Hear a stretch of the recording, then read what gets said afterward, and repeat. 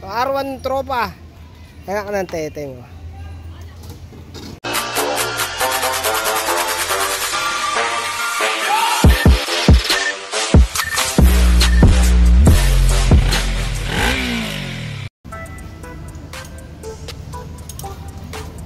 Putik.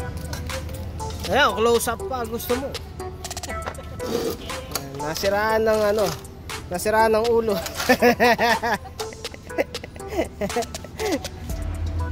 Nasiraan ng stator ba yung nasira? O yung magneto yata? Stator nga. Ito, nakabili siya ng ano ng set. Putik. Issue daw ng R1 to na ganitong model. O8 ba to? Hindi ko alam kung ano to, Raven na R1. Ayan, ang issue daw nun, yung sa isang tropa rin, ganun nakalas yung magnet yata, tapos kumahid sa stator, ganyan. Ayun, putik. Si Motomonay, hindi na nag-electrical. Naggaganyan na.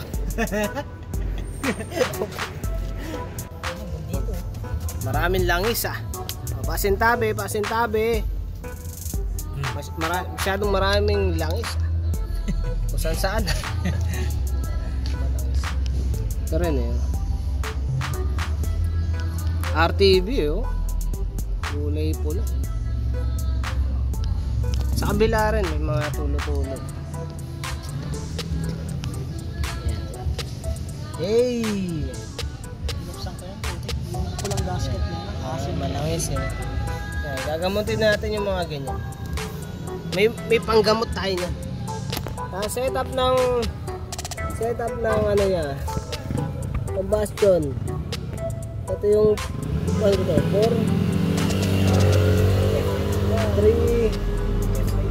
ito yung 2 ito yung 1. Bakit parang tipid ka ba? Hindi, lean sa low RPM. Atas hindi, tama lang yung 1. Laging haluan. Hindi naman masyado. Isa ko lang magamit yung 5,000. Okay naman. Kasi pag lean ka sa RPM, sabi mo. Yung picture ang to. Makita ko doon sa may-ari. Ayun Bubing ko yun. Hey! After 4 hours ng pagtatanggal. Okay, hype yan. Ito kasi nagpapahirap yung tornilyo kasi ano na deformed na pinalo-palo ko para sumot maigi yung 14 para mahubad kasi nakaharang yun para matanggal yung oil pan. Ayun, at least na buksan na. Putik. Hanip na yan. Palitan na rin ng gasket.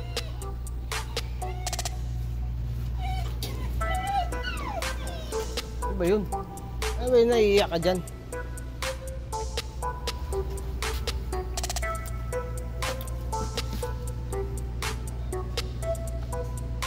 Ano ba ginawa dito? Kinabit na yung stator at saka yung bendix para makita ka ng mama mo na ano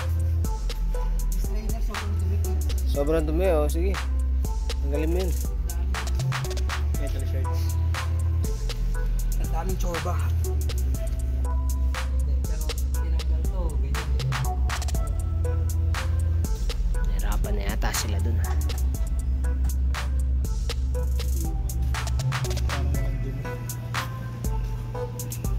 para makita ka ng ano, mama mo kung anong ginagawa mo.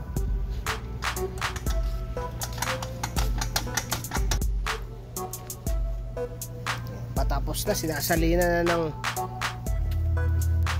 ng mahusay na langis.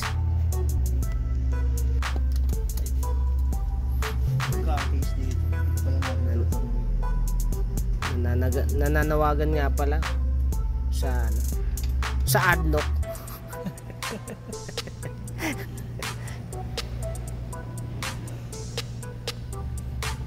Sana mabigyan tayo ng jacket sa summer.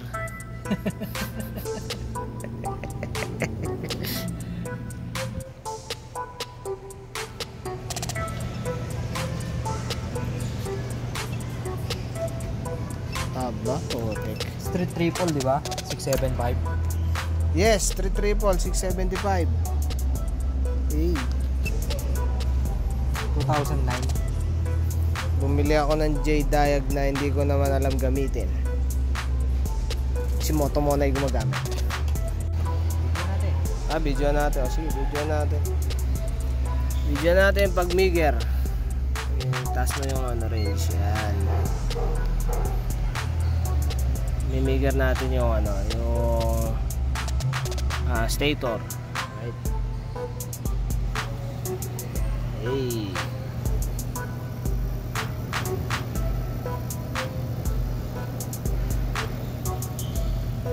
Mga 10 seconds lang tayo. Tapos dito tayo sa kabila.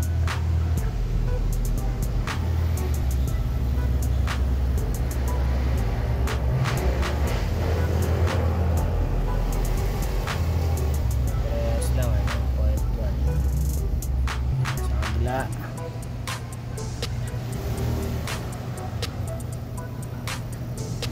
Yung ano, yung kanina, yung J-Diag, di natin na video. Ay hindi, na video ko pala yun. J-Diag. Parehas naman. May ano, may specific o ano, tolerable na range para dun sa pag tinest mo yung ano, yung insulation. Pag bumagsak ka dun, yun negative yung ano, negative na yung stator o kaya insulation, basta may problema na yun pagka ganun. Kaya kami nag-test nun kasi papalitan na namin ng ano, ay hindi, pwede mo itusok pala yung rectifier dude, tapos paandarin mo, tusok mo ulit yung 3-phase, tapos kunan mo ng output naman na umaandar.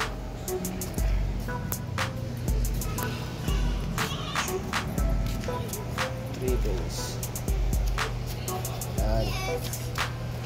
Tapos yung output ng rectifier, yun naman yung tutusungan.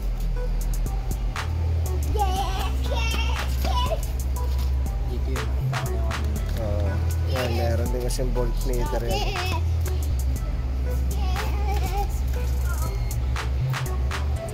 DC. Yo. Magandaan na itong ano eh. Saka dapat to nilalapag mo sa may ano, sa may safety mo yan.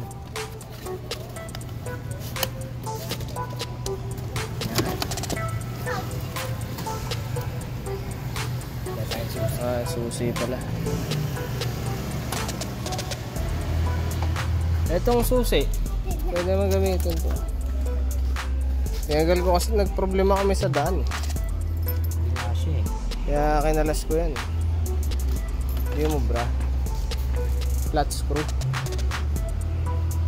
May problema kami sa daan, puti kinugot yung susian. Nagtest ako ng kung ano-ano kasi nga bago lang tong battery ko. Ang putik. Nangyari pala, nalobat lang.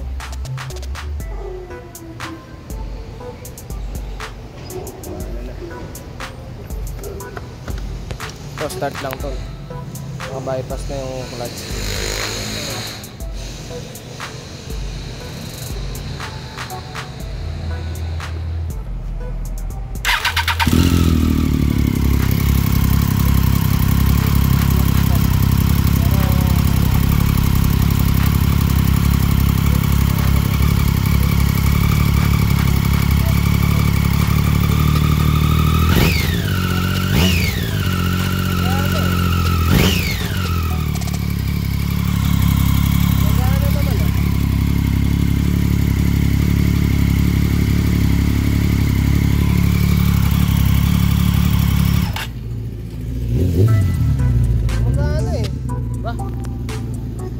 Si Pera.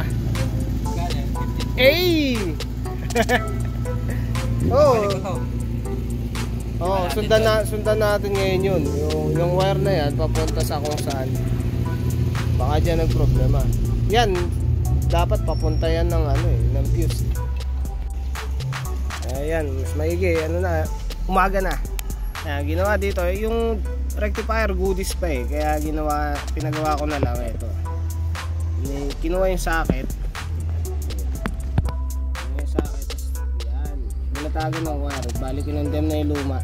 Kasi doon nagproblema eh. Hindi makatagos dito eh. Hindi siya nakakapag-charge. Kaya binatakan na lang ng wire. Ito eh. Tapos pinilagyan ko ng fuse. Yeah, rekta na dyan sa battery.